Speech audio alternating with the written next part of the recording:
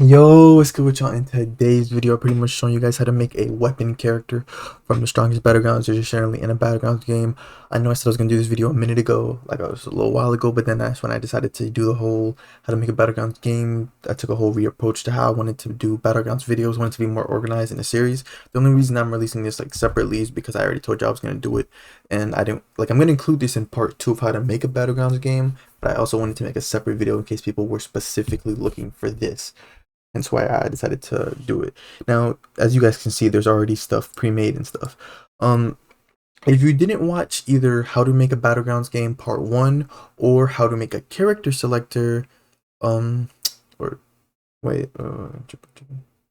sorry, yeah, or How to Make a Character Selector, go watch either one of those videos. Either one of those videos will work. You need to go watch one of those videos first, so you can have all this stuff set up. This is for people who've already watched Part 1 of Battleground series or how to make a character selector, the updated version and stuff. Because I'm picking up right where I left off. So yeah. Yeah. Thank you guys for all the love and support you guys been showing. Like the views it's been mad high. Y'all been showing a lot of y'all been commenting a lot on the premieres and all that. Like for everyone watching the premiere, thank you for watching the premiere right now. And thank you for everyone who comments and likes the video before it even releases. I really appreciate that, and it shows what you guys really want and stuff. Anyway, let's go ahead and get straight into the video. Okay, so it's just a couple adjustments. It's not really not changing a lot of stuff. Okay, so first let's go ahead and set up our weapon. So for a weapon character, we of course need a weapon. So I'm doing it like the strongest battlegrounds, right? You guys see this some recent stuff I have. Let me see if I can find the bat. There we go, metal bat, right? Because you guys know there's a character named or not character named. There's a bat. There's a character with a bat from the strongest battleground. I don't know. I have no idea what character he's based off of, but yeah. So we have our weapon. Here's our weapon. I'm gonna rotate it upwards, right? And then you can't put a group. Okay, so we're going to turn this into a tool, right? We're going to turn this into a tool, but you can't put a grouped model inside of a tool. It has to be just the parts itself.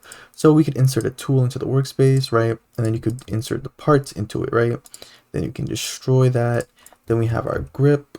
And then you can actually rename this part the handle, since the handle is the part where the player is going to, like, they're going to be able to touch, like that's where their hands would be. That's how they're going to hold the weapon stuff. So right here was perfect. And then we can throw in a weld constraint. You may have to create a handle, by the way, because like it's just convenient that this part right here is separate and stuff, but sometimes you may have to honestly create the handle yourself. Then we can weld it together. So weld constraint, weld it. Part 0 handle, part 1 the actual bat. It's now welded together. Now for the tool, there's not really much you have to change, except for renaming it to weapon, right? And then you're going to want to put it, you're going to go into the character folder, right? And you're going to put it under whichever character it belongs to. So I'm going to put mine under character 1, right? And then you're going to want to insert 2 animations, right? You're going to want to insert 2 animations. So boom, 1 animation, boom, another animation. So I just duplicated it by pressing Control and plus D stuff. So a lot of people have asked me this question too. So it's kind of interesting other people's questions of how to make like walk/run and idle animations play while like a player has like a sword or some type of melee weapon and stuff. I'm going to show you guys how to do that. All right. So you can rename one of these to walk animation. I want to clarify something. So when it says walk animation, this is also walk/run. When just generally whenever the player is moving, pressing the WASD keys, that's what this animation is going to play. And then they're going to rename this to idle animation. This is for when the player is just standing still, right? And then we're going to have our what's it called? We're going to have our I think animation ID. You're going to put your animation IDs in here, right? So guys, something really interesting just occurred to me. I completely forgot to write down the animation. I completely forgot to copy and paste the animation IDs. No, that's fine. That's fine. I'm just gonna go back to before I deleted everything. So you guys just whatever you did so far, keep that. Just keep that. I'm just gonna go back to before I started recording the video because yeah, okay, there we go. So here, I already have my animation set here, right? So you guys see how we have everything. We have it all welded together and stuff, right? And then we have our idle and walk animation. So you want to throw your idle animation in there and then throw your walk animation in there. I'm not an animator, just let y'all know these are not my animations, but just a little tip when it comes to animations, make sure you're setting the animation priority correctly. Make sure the animation priority is set to idle if it's an idle animation. If it's set to walk, you want it to be movement. If it's like an attack or something, then action. But anyway, yeah, so once you get your animation and stuff, and then you want to make, naming is very important. So make sure you name the tool weapon. You don't need any type of specific name since you're just going to put it inside of the character.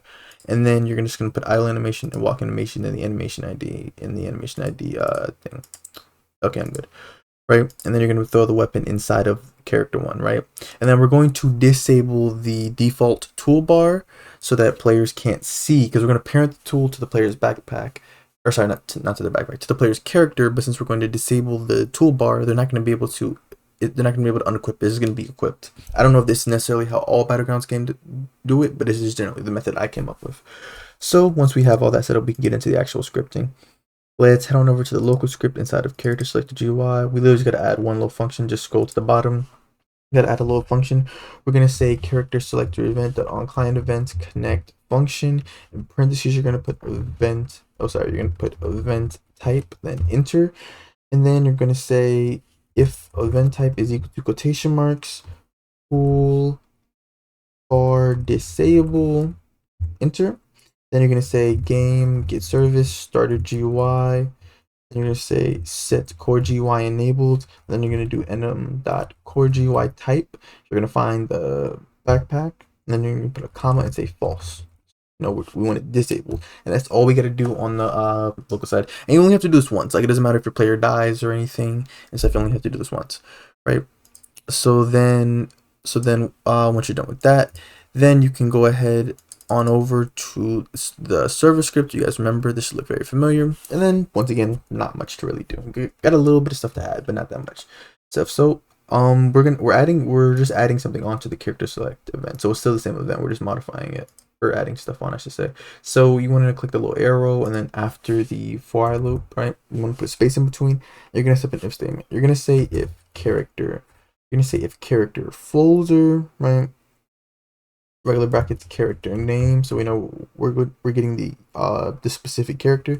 Then you're going to say find first child in quotation marks. You're going to put weapon, because remember, that's what we named it inside the character folder, if you guys recall, right? Boom, weapon, right?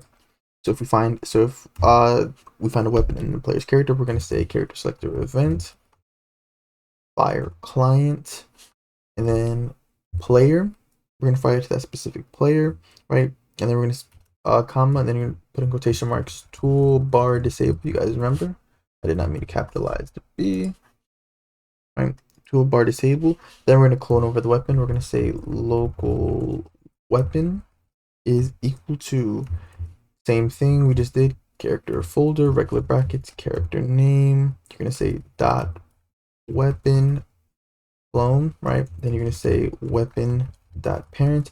Now this is very important. Make sure you do player dot character, not just the character. I know we got the character up here, but here's the thing. Remember how we reloaded the player's character right here? That means that the player's character, like, it's a new character. So if you're trying to reference the old character model, that's kind of been in a sense destroyed. So it just wouldn't work. It would give you an error. I ran into that problem. It annoyed me for like 20 minutes, but then I finally figured it out. So for this, then we're going to change the animation ID values and stuff of the default animate script and stuff. People wondering how you change the idle and walk animations and stuff so people can use weapons. I'm clicking play to show you guys something real quick, right? So if I click play, I'm pretty sure you guys should know. If you don't know, there's an animate script inside of our player's character. It's the default Roblox one, right? Some people's games, they take the animate script, they change the values, and they just put it inside of starter player and starter character scripts and stuff. I'm simply just changing the things. You don't have to change these values necessarily. That's not what you have to do. You don't have to change those values necessarily. What you need to do is change these, not this value. Change this one, the animations, right? And that's what we're going to be doing via the script. We're changing the walk, run, as well as the idle. Now it's 2 because it's like 3 idle animations, but it doesn't really matter. And then we're changing, the animation, those animation values, just to generally explain how it works. So we're pretty much going to say player dot character. We're just going to do this 4 times. We're going to say dot animate, referring to the animate script. Oh, sorry, dot animate.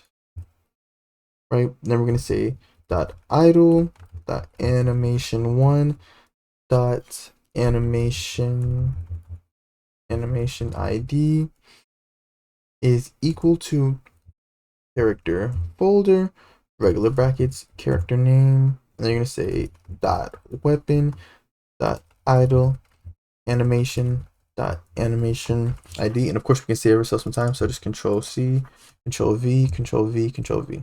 We need to do that 4 times. Of course we got to change some things. So for the second one, you're going to change this to animation 2, right? Then you're going to keep this the same. You're going to change this from idle to run, right? And then you're going to change this to run anim, right?